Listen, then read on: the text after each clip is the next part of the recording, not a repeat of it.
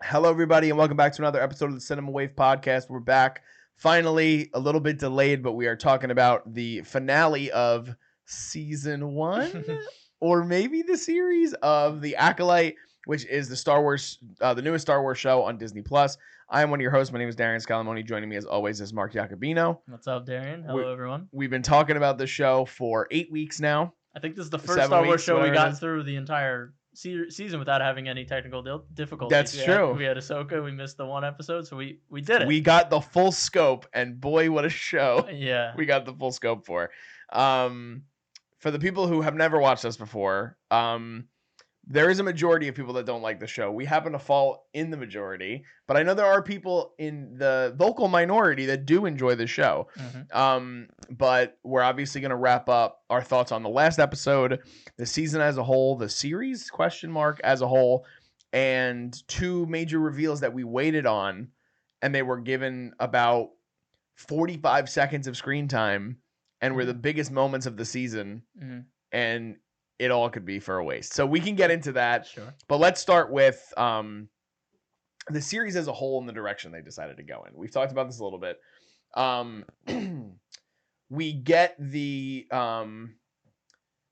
essentially the flip that we were waiting on the whole time, that was very much sort of just openly projected to the audience for a very long time. And I talked about, I think it was in our episode episode 5 review, I was talking about how I was worried that they might be dumbing down things, and maybe some of the reshoots made them rework some of the writing of this series to make it so predictable for the audience. Yeah. Did you feel that the finale was as predictable as you could have imagined? And was there anything potentially shocking about the finale that you're already shaking your head now? No, nothing shocking.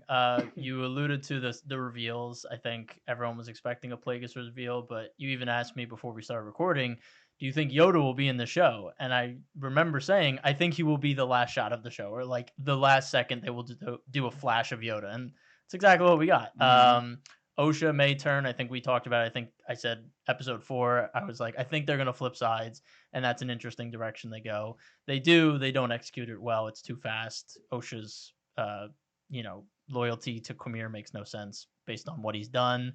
And Mae has flip-flopped 1,000 times, so we don't even know where she ends up by the end of this season, outside of the fact that she is now mind-wiped, which was very interesting. Mm-hmm. What else was I will predicted? Say, yeah. I did predict that technically speaking, they were the same person.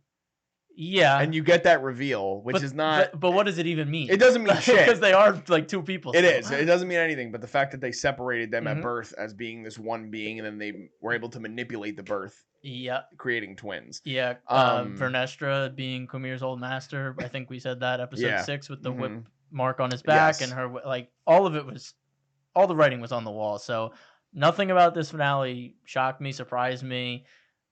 Last week, I believe you asked me, like, what do you think next week's gonna be like? And I said I think it's gonna be very convenient that they all show up in the same place for some reason, and they have the final battle. And this episode opens with that. Osha puts on the mask. She has a vision. She's like, we gotta go to Brendok. Okay, we're going to Brendok. And Sol and Mae have this confrontation in the ship, and she runs away. She lands on Brendok, and Basil, for some reason, rips out the wires to make Sol crash land on Brendok. So, typical Acolyte fashion, just led right into where we needed to be. The plot said we needed to go there, so everything just went there. Yeah, I agree. I think there's a multitude of negatives that we could dive into, which we will a little bit deeper. But I do want to start with a couple of positives in the finale. Okay. Just to try to be devil's advocate a little bit. You love the Acolyte. I don't love the Acolyte. The fight choreography in this episode is fantastic. Yes. And we have discussed multiple times on the pod that one of the standout things of this show has been the fight choreography. Leslie Headland had talked about how she wanted to rival a lot of the fights that were in the prequel trilogy. I don't know if it goes that far. However, I think they are comparable. I think that there could be an argument made that in certain scenes and certain sequences, there are some really, really well done action spots. Yeah. On top of that, I was a fan not of the decision making and the writing and the Basil part of it, but the whole chase sequence in the sky through the ring, that like was cool. The stars, I thought was a very cool visual. and there was actually a little bit of tension there, except for the fact that Basil's a little shit rat that just decided to pull wires for no reason. Yeah. So those are my positive takeaways. I don't know if you had anything about those two things in particular. Certain moments of the fight, especially the fight between Soul and Chimere, is really, really fantastic. I don't know, the one with Mae and Osha is okay, but that's also hard to execute because you have the same actor playing the same character. Right. But what were your thoughts on the two sequences I at least mentioned? Yeah, I liked the bridge part of the fight scene between Chimere and Soul, where their lightsabers are kind of popping out of the bridge as they're fighting, and it's kind of just cutting the bridge apart without them like intentionally trying to do it. I thought that was really cool. I think the hand-to-hand stuff has been really interesting so far, with people grabbing at each other's lightsabers, switching hands, changing all of their different grips to kind of use their opponent against, like, their weight against them. I thought all that was really cool. The space scene, yeah, I think visually for me it was mostly the thing that paid off. It was the $180 million budget showed for a little bit there, which was nice.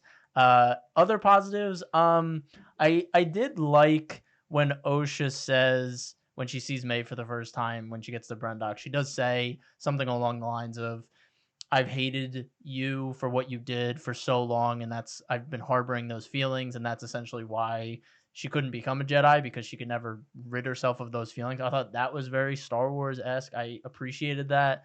Again, the build up to it, the payoff after it, not great, but I think that isolated moment was pretty solid. Yeah. Let's dive into the two big reveals. You already alluded to them a little bit. I mean, Yoda, there's really not much to go on.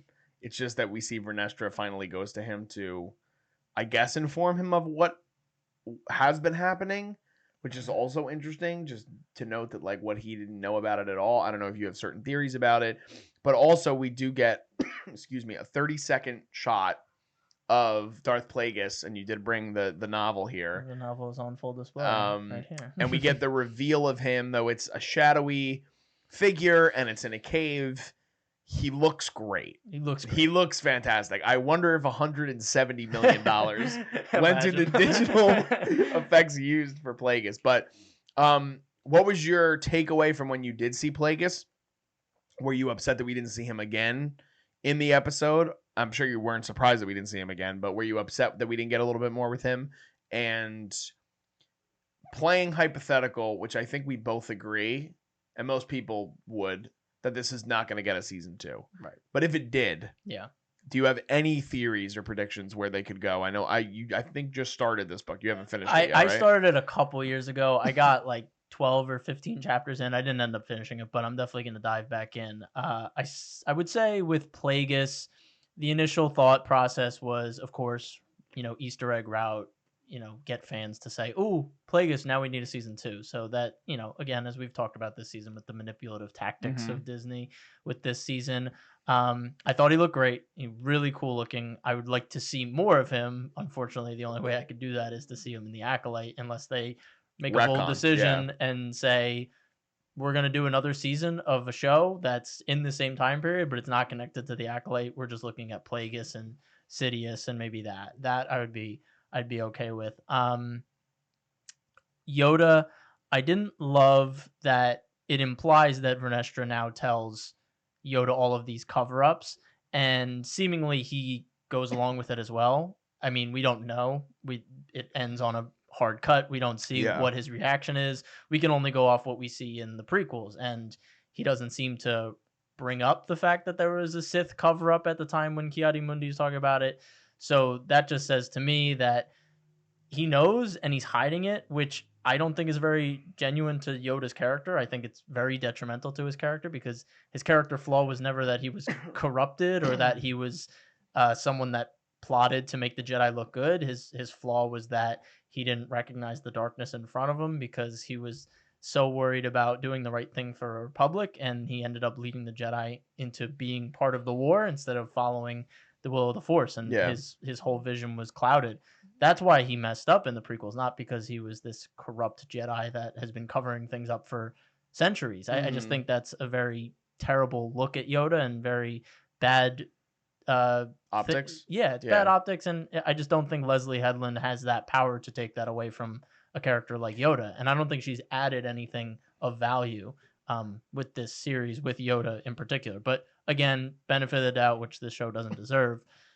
Maybe she doesn't tell him the full story. I don't know, but then it's just another cover up, of course, which is just cover up. I'm definitely more curious on the Yoda part of it because, and I don't know if it's also because it's just timely.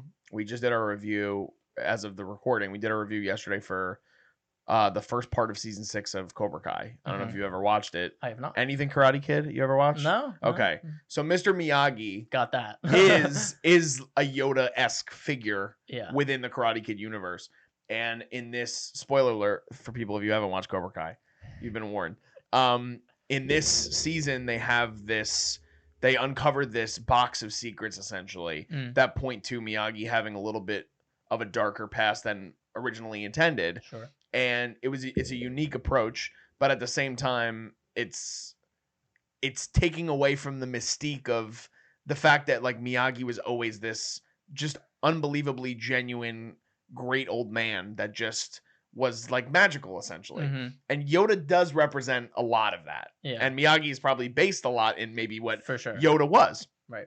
So I'm curious on what direction they would go. And the thing that bothers me and upsets me, which is similar to you too, and you were talking about the benefit of the doubt, I don't trust Leslie Headland's writing to give us an answer that might be intriguing or interesting enough that we could see something that we can believe and rely on in terms of Yoda's lineage and his overall character arc through all the things that we see play out through the sequel trilogy and the prequel trilogy and all that stuff. Like it just wouldn't sit right. Yeah. So I think that I'm so curious because Disney obviously has to see.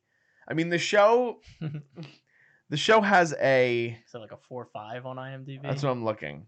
It's a 3.9. Wow. Just a very low score for the people. If you don't follow IMDb, that's impressive. Unbelievably low for a show of this caliber. And the only other show I feel like I've seen that had as low of a score was the Resident Evil show on Netflix. I feel like that also got torn apart. What did Rings of Power season 1 get? Probably like not that. Not that. Maybe like a 5. Maybe. Yeah. Let's see. Okay. Yeah. Definitely. Because I'm curious. Premiere television, it's extremely low. 6.9. Oh wow. Okay. That's way better. Way higher than what they have for the Acolyte. The highest rated episode for the Acolyte is episode 5, which is a 6.5. Makes sense. Probably the best. That was the one I really liked. Wasn't it? No, you said like the week after. Was it 6? No, 5 was the big fight in the middle of the night. You said the week after. You're like, oh, I kind of like this episode. That's tough. That's a tough look for me. That's a 5. But there's obviously a lot to talk about with this show, and it's not necessarily good, but there's a lot of intriguing questions. And I know before we started recording, you were like, we could talk about the future of Star Wars, and we always love speculating. Yeah. But they're in a very interesting period now because even certain shows, like there are Obi-Wan stans, right? There are people that still really enjoy Obi-Wan for the most part. They might not agree with certain decisions that were made, but the character is still great. The stuff with Anakin and Obi is fantastic in the show, or Vader and Obi is great in the show. And Ahsoka, even, like, we covered that whole entire first season here on the channel. And there was certain episodes that we really, really enjoyed. I mean, especially when we get the where I forget what it's called again. Oh. Where she sees Anakin. Oh yes. Do you know what it's called? Oh God, wow. Why am I blanking on this? The World Between Worlds. Yeah. World Between Worlds. Yeah. It's such an incredible episode and an awesome visual and great storytelling. Shout out to Filoni for that. But like, this show took it to a whole different place that I wasn't expecting or anticipating. And now they're kind of in really, really deep shit. They're going to be... Their next movie comes out in 2026. Just started filming. Which is going to be removed... Let me see. Rise of Skywalker was 2017? 2019. 2019. Okay, so we're going to be 7 years removed from the next... Or the last Star Wars movie. We now have kind of a string of either underwhelming... shows or shows that have just done very poor, with the exception of Mandalorian, which I'm repping, and Andor. I mean, Book of Boba Fett wasn't highly rated. Obi-Wan was a huge disappointment for people. Ahsoka really dropped the ball at the end. Yeah. Which is always, I mean, that's always the worst thing, right? Because it leaves such a bad taste in fans' mouths. Yep. And then we get the Acolyte. And season 3 of Mando was And not season good. 3 of Mando. So they're on a bad streak. They are on a bad streak. You are the biggest Star Wars fan I know personally. Pitch me on how they fix this. Oh God. I think first, they need to reevaluate Disney Plus and the viability of live action shows on Disney Plus. I think the money that they're spending on these shows could be much better used on developing movies. I think Star Wars at the end of the day is at its best when it's in the movie theater. I think they've done more damage than they realized with Disney Plus because they pivoted because Solo and Rise of Skywalker didn't do good. Mm-hmm. Last Jedi, Rise of Skywalker still made a lot of money, though. But not a lot. Like, not enough for Star Wars. Like, I believe... It made over $1 billion, didn't it? No, it didn't. It didn't? Last Jedi made $1 billion. Solo made like 320. And I think Rise of Skywalker maybe made 500. Let's see. Maybe 6. No, it made... Well, okay. So the budget was... This is crazy. The budget was $416 million. Insane. Our producer, Vinny, just audibly had a reaction to that, which I agree with. So then you add in, let's just, for the sake of, I don't know all the optics marketing of business, stuff, but let's just say there's an additional 150 mm-hmm. onto that. So you're talking 566 million, yep. and it made 1.077 billion. So it did make money, but it definitely didn't perform. It didn't perform as well as it should have. So if you're looking at that, for it to break, I mean, it probably made about 425 million, give or take, in terms of a profit. But for Star Wars, that's really not great. No, especially for the end of the Skywalker saga that they extended for a reason to get more money out of the Skywalker saga. So, last film with Leia. Yeah. So they had Solo and Rise of Skywalker, which for Star Wars standards did not live up to the heights that they should have. Mm-hmm. So then they panicked and they said, and they received a lot of criticism because those movies weren't great. And The Last Jedi was very divisive. So they were like, okay, we got to pull back from the movies. We're scared. We're going to do too much damage. So then they go into TV. Mando kills it. Cultural phenomenon. Star Wars is back. Then they're like, oh, we're pretty good at this TV stuff. Let's greenlight all of these TV shows and put movies on the back burner. And then they flooded the market with TV shows that were either really great, like Mando, or they were really bad, like Book of Boba Fett or Obi-Wan, and they underperformed. And then they just went on this streak of, we're just going to focus solely on TV. And then I think over time, people have just realized that these shows don't feel like the movies. The scale on them feels smaller, and or I think made the scale feel bigger, but it's still a pretty small story on the galactic scale. Mando, again, was a small story. They're trying to make it bigger, but I think it proves in season 3 that the bigger story didn't feel like Mando. It didn't feel as good. And so I think they're just in a position now where they have to realize, like, maybe it's time to get back to your roots. And I totally understand that the movies are bigger risks. Like, if they mess up the Mando and Grogu movie or the Rey movie, like, that's going to be super detrimental. But I think what they've done with TV has been just as detrimental, because I think all of these casual Star Wars fans are like, I'm not interested in Star Wars because the last 4 shows I've seen are not good. So I have no confidence in Disney. It also might not bring them back to the theaters if there's so much hesitancy in terms of the storytelling that Star Wars is doing. Right. So like they're probably in a worse position now than they were previously. I will argue, not for any particular side, but this is not necessarily a Star Wars problem. This is very much a Disney problem. Like, fair. Marvel has done something very similar in their formatting, and it's ironic because I know you're such a big animation fan, as is our producer Vinny today, but like, X-Men 97 was unbelievable, and it was the first real big swing that Marvel did in animation, and it did really well. It's probably their highest rated Disney Plus show, maybe with the exception of WandaVision, which, again, it is ironic that WandaVision and The Mandalorian were the first 2 shows from both of these banners when they had a much different mindset going into the streaming wars, so to speak. When COVID happened, a lot of change happened with the markets, and I do think it is kind of crazy looking back and being like, okay, so Mando came out in, same thing, right? Like 2019, was it? Yeah. So in the same amount of time, we've had 3 seasons of Mando, Book of Boba Fett, Obi-Wan, Ahsoka, Andor, and Acolyte. So we've had 8 seasons of Star Wars television. Live action, yeah. Live action television Yep. before we've gotten another movie. Which is crazy to think about. It's unbelievable. And the thing is, it's hard to, and I don't want to sort of dovetail into a whole different conversation, but it's weird with the state of movies versus streaming too, because some people don't want to spend the money, but Star Wars were the types of movies that were still doing well. They bring bring people to the theaters.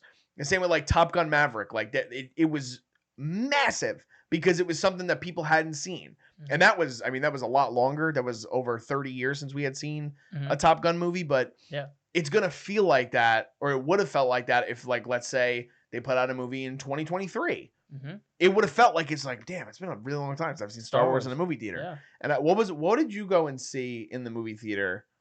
Didn't you go and see an episode of one of the shows in a theater?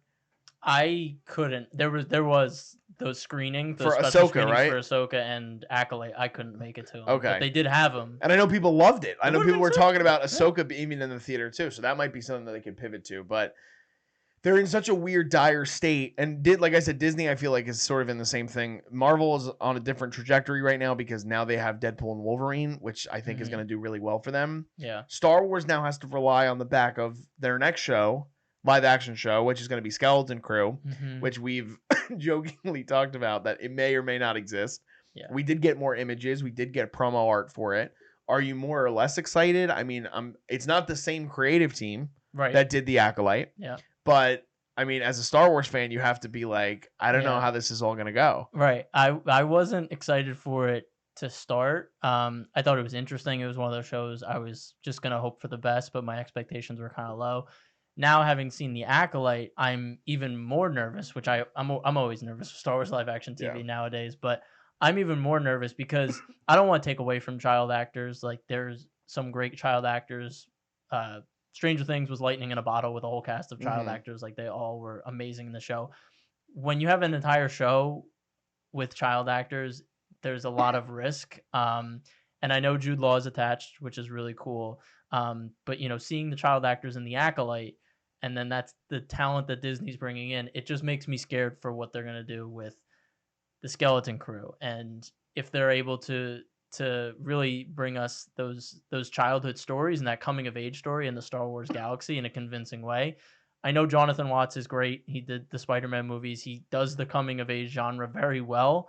And I hope his fingerprints are all over this and it comes off in a very realistic way. And we can connect with these child actors easily. But for me, it's just, I don't know what to expect. And there's rumors that it connects to the Mandalorian and Ahsoka, and it connects, and it's like, is that a good thing? Is that a bad thing? For me, of course, I'd rather them just tell a standalone story so it doesn't have to connect with everything, and you don't have to watch the show to get everything else that's going on. And especially with a coming of age drama, it feels like that would be a perfect opportunity to not have it connect with everything, just focus on the kids in their part of the galaxy. So I'm in a holding pattern. I don't know. I assume D23. When's D23? We'll see a trailer for that. D23, I believe, is in September. Maybe late August. I mean, Comic-Con is, but Star Wars doesn't really have much of a presence there. I don't think they'll be dropping Celebration? Anything. Or that we already missed that, right? Tokyo. I think it's in 2025. Okay. It's not this year. So I mean, I think D23 we'll get a Skeleton Crew for sure, and then we might get an Andor season 2 first look. I will say this, and this isn't much to go off of because irregardless, I've talked about, we had talked about in previous episodes, Kogonada is a director that I've heard really great things about. He did a couple episodes of the show and he couldn't save it necessarily. So much of it is based on writing. John Watts did co-write the show with Christopher Ford. He also does direct an episode, which is probably the pilot. Yeah. But the list of directors for this show is terrific. It reminds me of, I remember that first season of Mandalorian, and then when they do Disney Gallery and they were talking about all the fingerprints that were so, it was so cool because it felt like Star Wars, but you could tell that there were certain director quirks that were inner working with it. For the people that might not know this, John Watts is directing an episode. Lee Isaac Chung, who just did Twisters, which is doing really well, and he did Minari, he's doing an episode. The Daniels, who did Everything Everywhere All at Once, working in Star Wars, is definitely interesting to me. David Lowery, who is like a really unique A24 director. Jake Schreier, who's doing Thunderbolts for Marvel. Like, there's a lot there. And Bryce Dallas Howard, who's coming back, and she's done fantastic work across Star Wars since she's joined. Is Rick Fema Yua? No, he's not. Okay. He's not on it. Jon Favreau and Filoni are also executive producers on this. So it's interesting. I have a little bit more faith in this than I did Acolyte. Fair, yeah. But I think all the criticisms or the not criticisms, but the speculation that you have is like, I get it. I totally understand where you're coming from. Returning back to this show. Yeah, right. The Acolyte. We haven't talked about the Acolyte for some Right. We get Soul's death. Yeah. That's a great transition. Great transition. So, Soul died. Soul's dead. Yes. He was a character that we did enjoy for the most part in terms of the acting by Lee Jung-jae. And he was one of the more interesting characters this season. How did you feel about that whole sequence?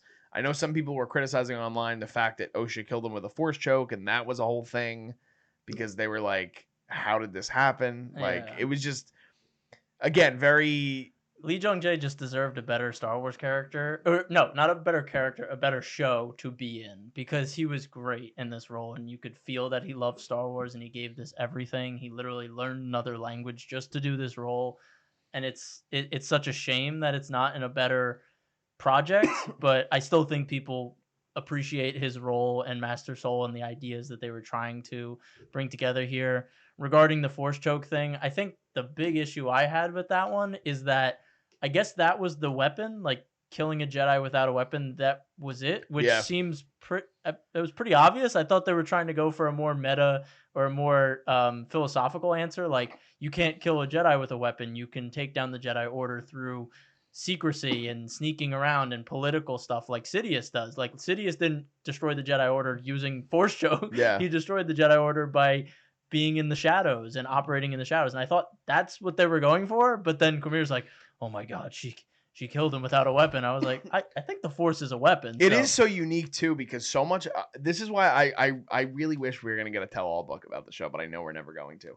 So much of what Leslie Headland said in interviews based on what her influences were, don't match up to what the show was. And I think that's so interesting because it's like, she clearly knows her shit when it comes to Star Wars. She's a huge fan of the Legends novels, and there are actually a lot of odes throughout the series and Easter eggs to those novels that we really don't get a lot in Star Wars, at least in live action. I don't know if there's some things in animation, but we don't see a lot of that.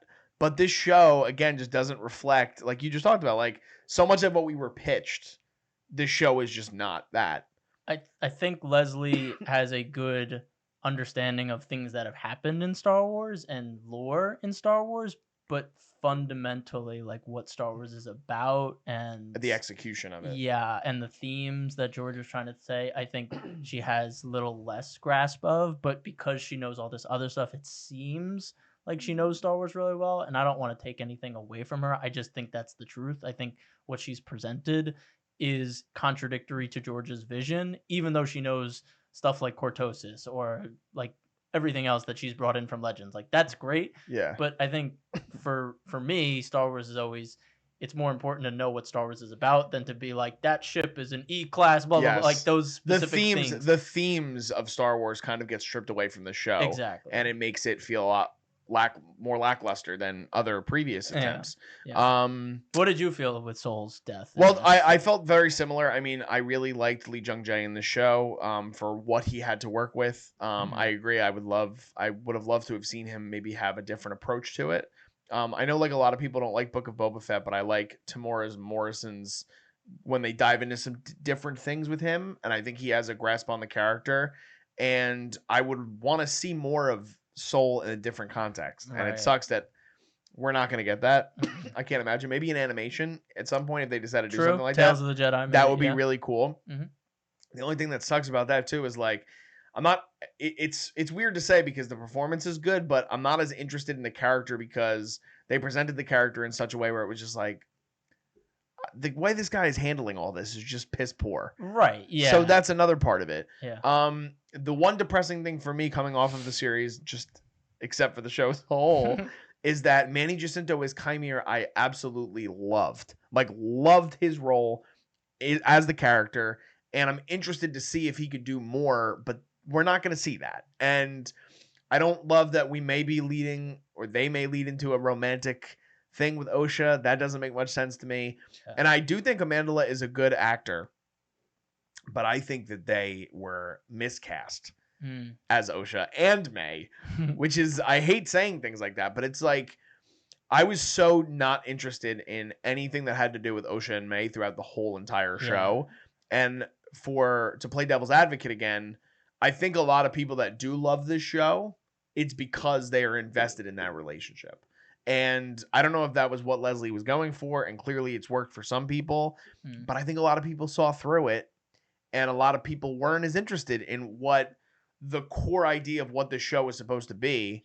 Was supposed to go through these two characters played by the same person, and neither performance really came off better than the other or even great. And I think I think the writing you have to fall back on. That is another thing that held them back. I think they could have done a really, really great job with this. It's an interesting idea, but I think the writing, these characters just flip-flopped so quickly, and there was no time to really sit in these moments and understand what they're going through or their thought process as to why Mae would flip sides. And then the next episode, after she said she wants to turn herself into the Jedi, the next episode she fights Jecki to not be turned in by the Jedi. Yeah. And then in the next episode she wants to kill Sol after just saying she wants to abandon the mission.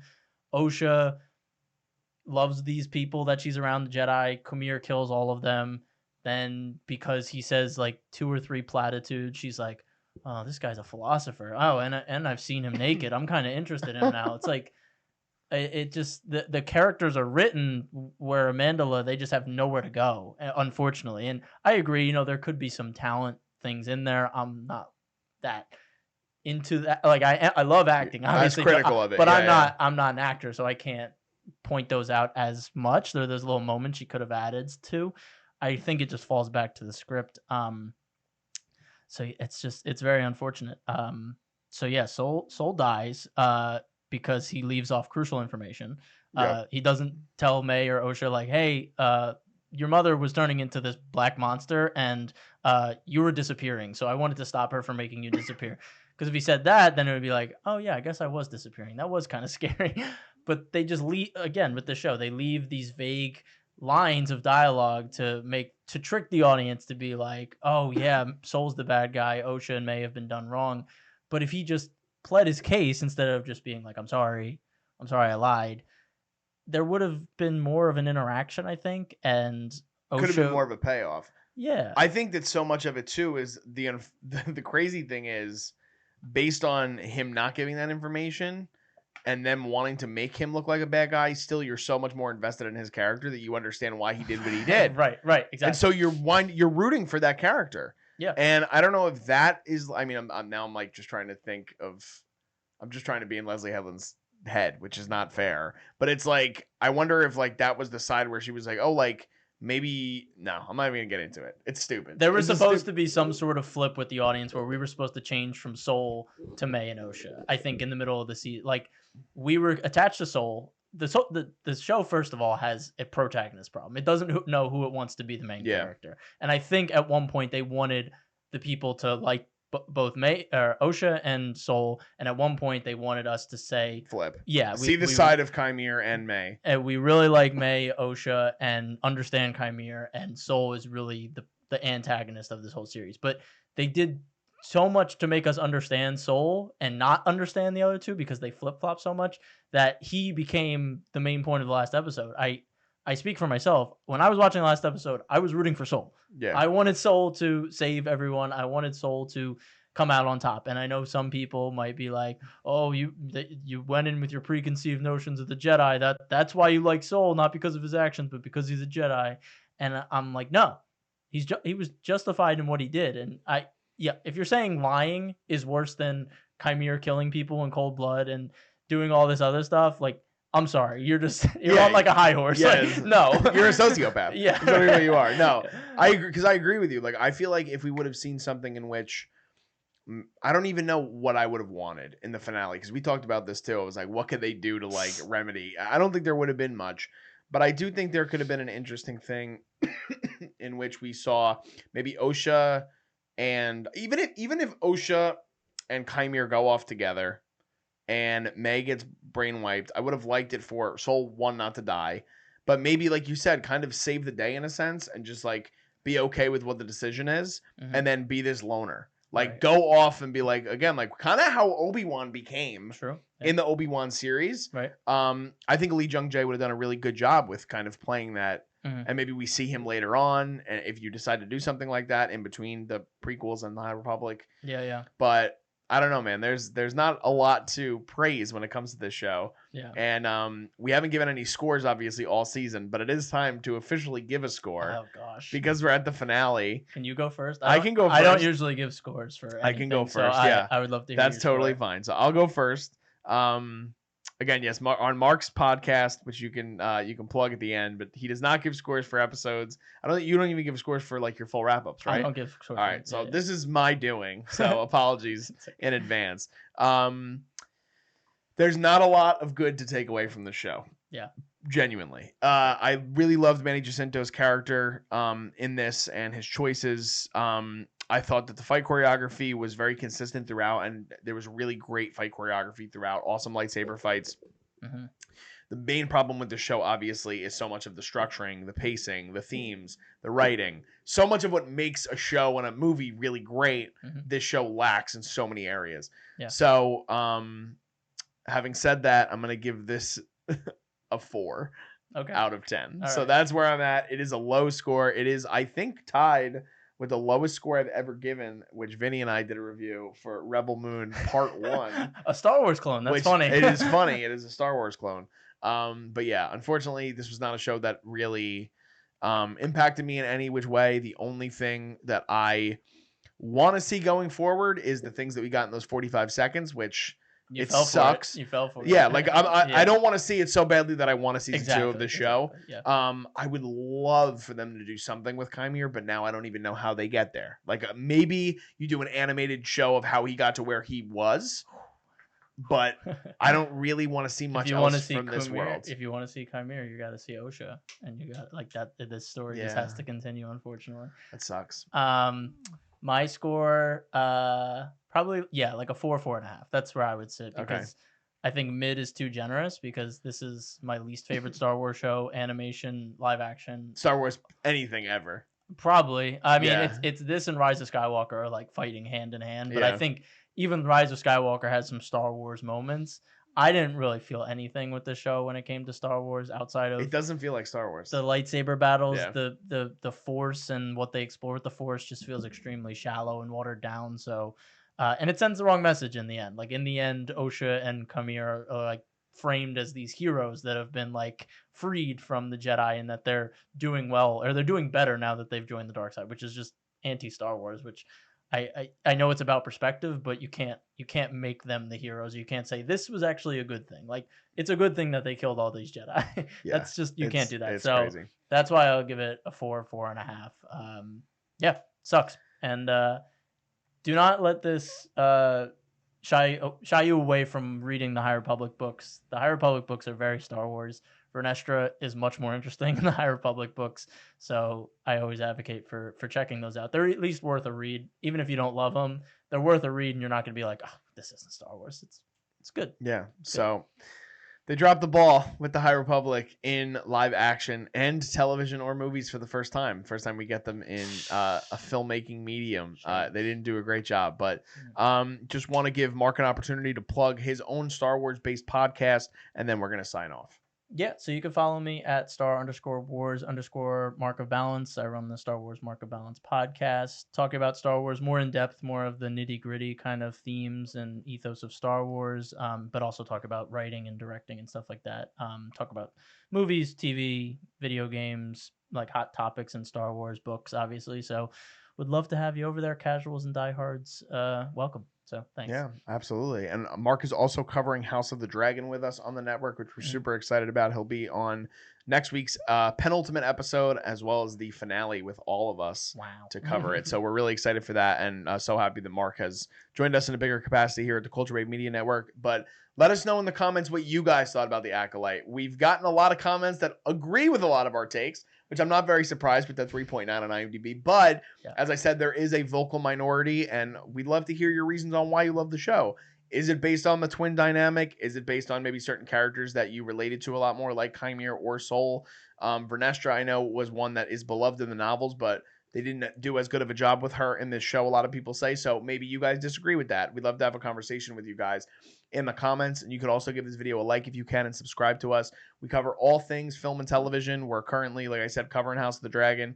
We have a review upcoming for Deadpool and Wolverine next week, Twisters, other stuff. We just finished our coverage of The Boys. We just did our Cobra Kai episode, as I said earlier. So lots of stuff for you guys to check out.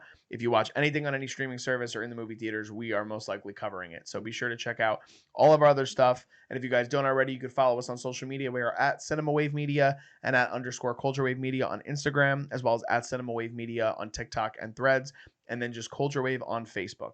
Just signing off, I am Darian Scalamoni. I'm Mark Jacobino. And we'll see you guys next time.